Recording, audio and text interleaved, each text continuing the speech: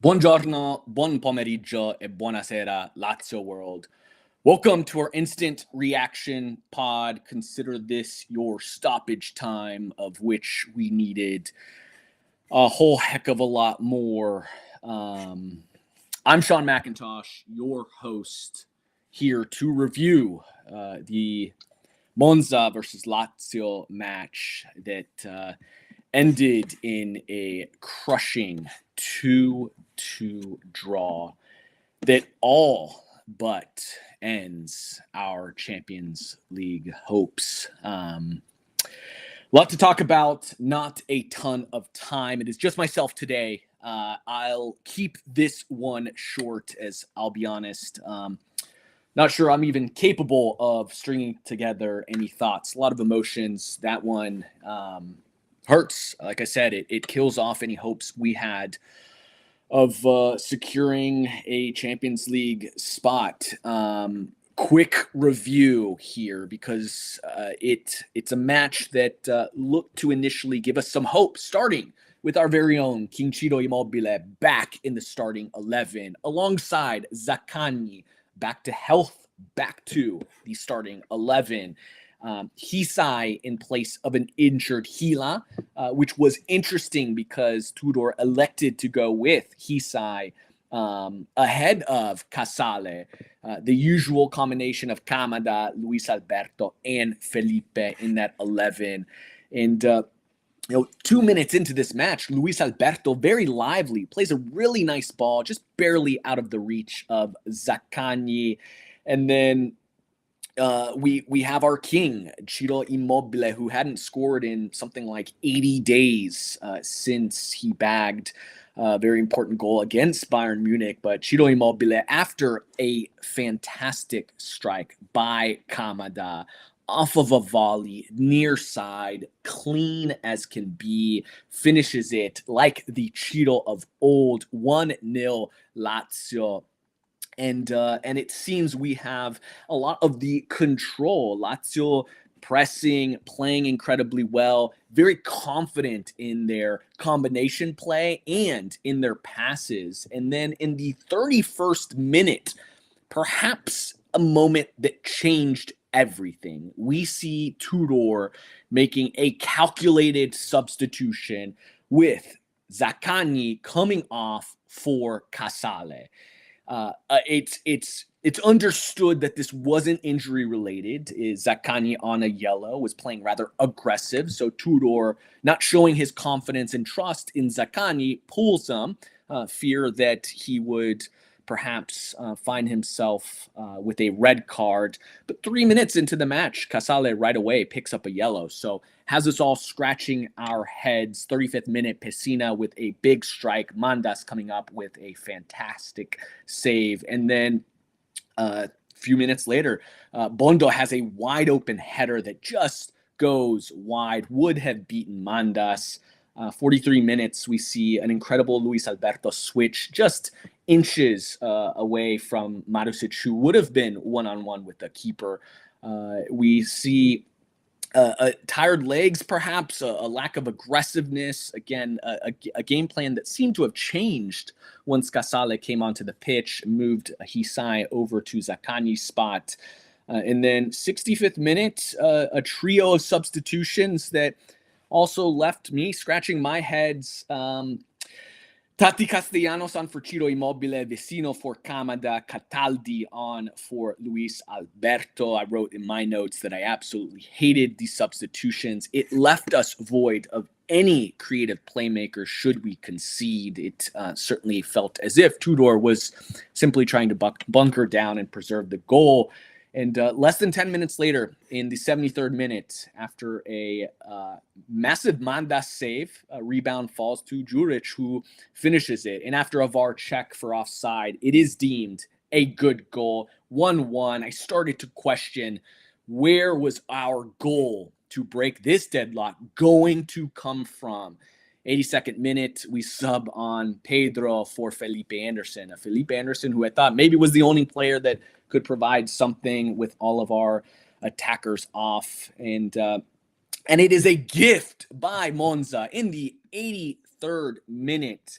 Quite fortunate that Vecino was there to pounce on it and cleanly finishes it to give us what we had hoped and thought would be the game winner. However, we simply cannot hold on. 89th minute, Mandas comes up with the big save, but it's Juric again in the 93rd minute, dunking on Casale to head the ball into the back of the net, leveling this match. I simply, my 3 words, simply substitutions cost us. And I thought, Patrick Bowman, you said it best, my friend. Today, Tudor is the bidone. Now, I will give my player who I thought was the bidone, but where I thought this match was decided simply was in our substitutions, and it started with Zaccagni being subbed off, which changed so much. I loved what I loved how Tudor came into this match. I was very happy to see Ciro Immobile back in. I thought, again, there was a confidence. It looked as if the boys came to play today. And that substitution changed some of the mindset, and then those late subs took off any creative outlets we had. And it was a concession that we were just going to be fine up 1-0. And that was not the right mindset. And particularly with that back line, with Casale in there, we were simply leaking too much space, too many opportunities for Monza. And we were punished for it. And even after a gift, we couldn't hold on. So, as far as my man of the match, I thought Kamada played very, very well. I thought Felipe was pretty decent, but I'm going to give it simply maybe a little bias. Maybe it's been a long time coming, but Ciro Immobile, I'm going to give it to. It was between him and Kamada for bearing his chance, and again, I thought he was taken off a little bit too early. It still looked like he had some life in his legs, and I thought he could have contributed, and again, we seem to have taken all creative outlets out of the match at that point. But clear as day, my bidone, Casale, he simply is not good enough for this Lazio squad. He has been at fault for so many goals this season, and today, on numerous occasions, his defense was poor. He's easy to beat off of a dribble, and look, he's a big body, and he just got dunked on in a situation where he has to be better with his positioning. He's got to be stronger. It's hard to honestly pinpoint any of his strengths. He's a player that has completely fallen off from where he was last year.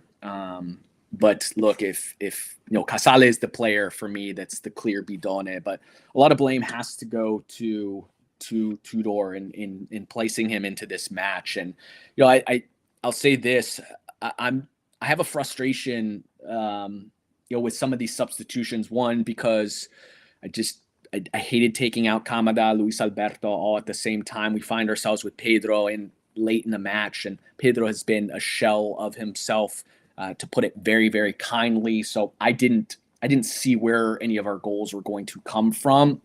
But what frustrates me even more is this just refusal to play some of our young players. Some of these young players are not unknowns. These are players like Rovella, who was a star player. I think from majority of this season, I don't think it's out of bounds to say our 2 best players were Guendouzi and Rovella prior to Rovella's injury. And sure, it's a tactical switch, and it's a little bit of a different role, but Rovella plays with a fight. And what I saw in this first half of the season with Rovella was a star player, was one of the best ball winners in Serie A from a midfield position. He's got elite tackling ability, and he is a player that can be and will become, if he's given playing time, a star player. I believe he can figure out this switch in tactics, and he simply isn't given the opportunity. I don't understand that. Isaacson, another player. Yes, he played poorly last match, but all of our players have played.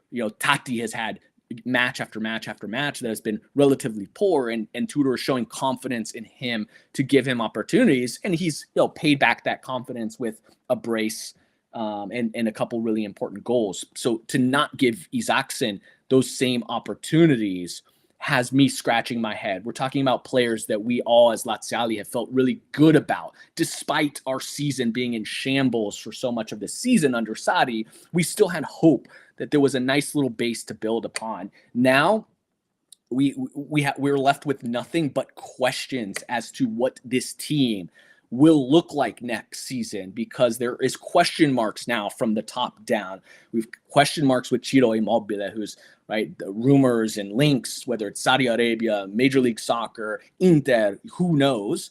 And we've got questions, certainly, Pedro, we think is probably gone. We have questions with Vecino, probably gone. Felipe Anderson, we know for sure is gone. Luis Alberto wants to be gone. Now we have, right, does Rovella even have a place in this squad if he's not even getting minutes? We're not even talking about late substitutions. He's not getting any time at all. Isaacson is not getting any time at all. Now we have question marks there. Guendouzi, who has been our best player for much of the season, there's question marks there because we hear all of the riffs, and we know the media often likes to throw nonsense out there. So, it's hard to know what to trust, but it does leave us questioning so much. Casale, he simply can't return. We all agree he's not good enough. So now that leaves us short, as we already were with our center backs. Hisai shouldn't be here any longer. Pellegrini is not getting any opportunities with it, which is quite odd because I think most of us, right, saw a player that could be useful.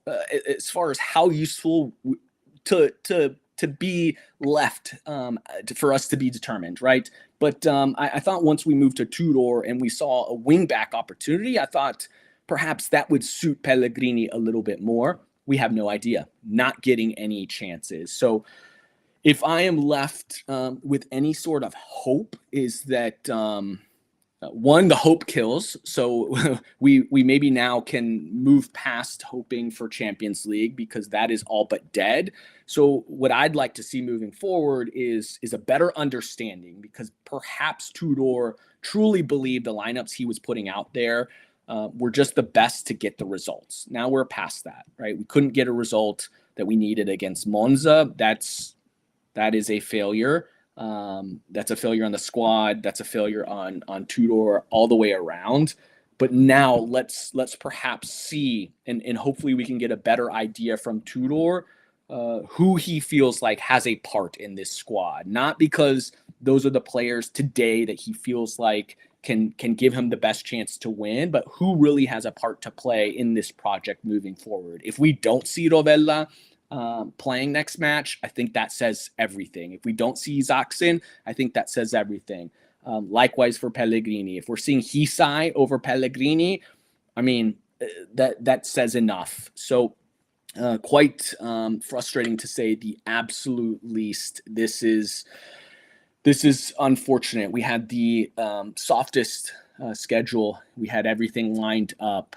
Lose against Inter, okay, whatever, right? Like, despite it being an Inter that has nothing to play for, we can at least understand the quality. But this match wasn't one that we lost because of anything other than really some poor substitutions, a lack of hunger, a lack of giving trust to some of those players that have shown to be strong players for us. And we've got to hope for more, hope for better. We've got to demand better, and this simply was not good enough for a side that put itself in a pretty big hole this season. And there was a lot of blame to go around, and Sarri failed in that department. But now that failure continues on under a different manager. So it may sound harsh, but I'm pretty frustrated that we didn't get a job done even after we were gifted a goal late in a match. So You all tell me how are you all feeling, and what are our hopes? What do we want to see moving forward? Let us know. Send us your comments on Twitter. We're at Lazio World. How do we move forward this season with very little to play with? Do we even care about qualifying for Europa? Should we play our best team on paper that gives us the best chance to pick up points, or do you all want to see us give the youngsters like Rovella, Isaacson, Pellegrini playing time? Let us know, and we'll be here to cover it regardless of how meaningless or meaningful these games are. Simply a frustrating, damaging result. And now we've got to watch, Roma run away with what'll be a Champions League qualification, which makes this hurt even more. So we'll be here to cover it. We're grateful for the support, and regardless of how poor it all looks and feels, it is sempre Forza Lazio.